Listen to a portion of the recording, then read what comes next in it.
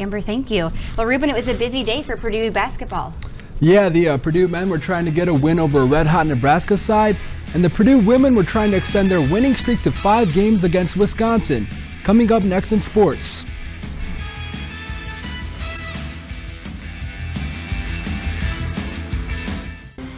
I'm Krista Henry. And I'm Alex Marigo. Here's a recap of our week on News 18 this morning.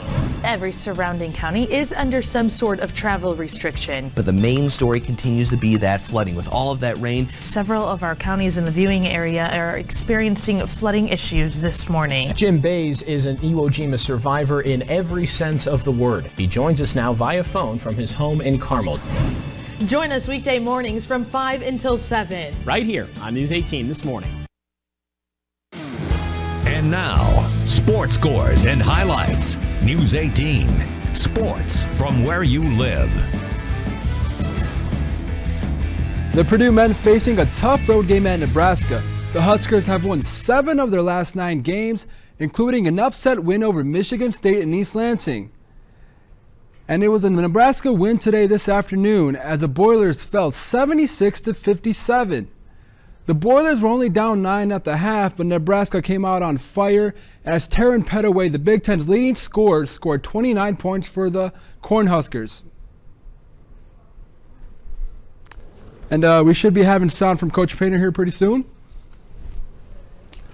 And as far as the actual game, Purdue was only 3 of 16 from three-point land as they fell once again to Nebraska. And another Big Ten.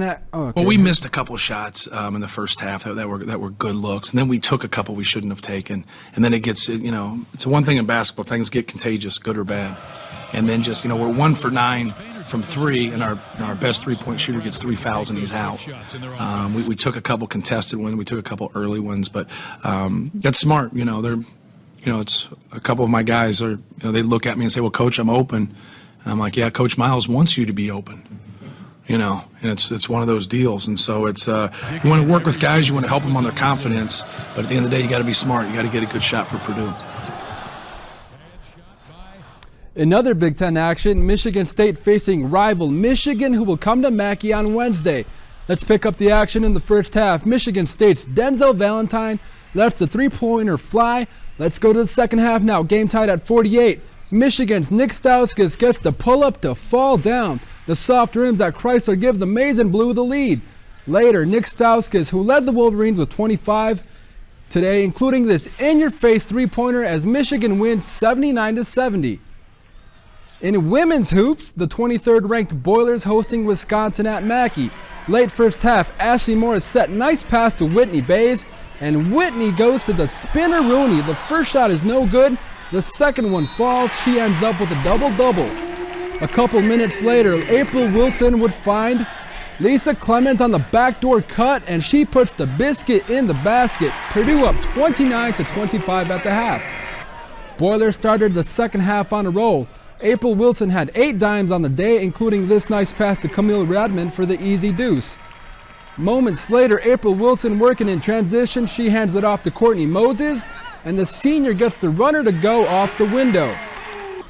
A couple minutes later, Lisa Clemens finds April in the corner, and she buries a triple try. April led the Boilers with 18 points on the day. Boilers push it up quickly to Bridget Perry. She gets the bucket to drop, plus the foul. Purdue uses a strong second half start to cruise past Wisconsin, 70-54. Well, I think the big change for April since KK's gone down is that, she's on one of the better players all the time. So defensively, she's wearing herself down. I talked to her today, get the hand underneath the ball and lift, and you're going to make threes all day, and I was trying to be the shot doctor. I told her she was going to have 14 points, 7 assists, 2 turnovers, and she beat what I told her to do today. So, that was fantastic. And April's a big key. Point guards are the catalyst of the team. On the high school level, boys teams with championship dreams all over the Hoosier State were given their postseason destinations as the Indiana High School Athletic Association released pairings for the state tournament. In Class 4A, in the first round of the Kokomo sectional, Logansport will face a Marion team led by future Hoosier James Blackman Jr., while Jeff will square off against Harrison. The winner of this one will get McCutcheon in the second round, the Mavs getting a first-round bye. In Class 3A at the Twin Lakes sectional, the host Indians will face Mackinac-Wa. And in the bottom half of the bracket, the Western Panthers will face the West Lafayette Red Devils. In Class 2A at Rensselaer, the host Bombers will take on Delphi in the first round. The winner of that game will get Winnemac in the second round. And in Class A at North Vermilion, one-loss Covington will take on Dave Barrett's Central Catholic Knights. Expect biscuits to be buttered in that one. You can log on to WLFI.com to see more sectional pairings from around the area. Pairings for the girls' semi-states were released as well. All games taking place next Saturday. In Class 4A, Whitney Jennings and the Logansport Berries will take on Penn, which has not lost a game since the day after Christmas. They'll tip off at Crown Point High School. In Class 3A, the Western Panthers will face the Norwell Knights, who have won 8 in a row. This game taking place at Warsaw High School. And speaking of Knights, in Class A, Central Catholic will take on an Oregon Davis team that stormed into the semi-states by winning their 2 regional games by a combined 71 points. This one also at Crown Point. That's a wrap for sports. We'll be right back after the break. Roll another blunt. Yeah.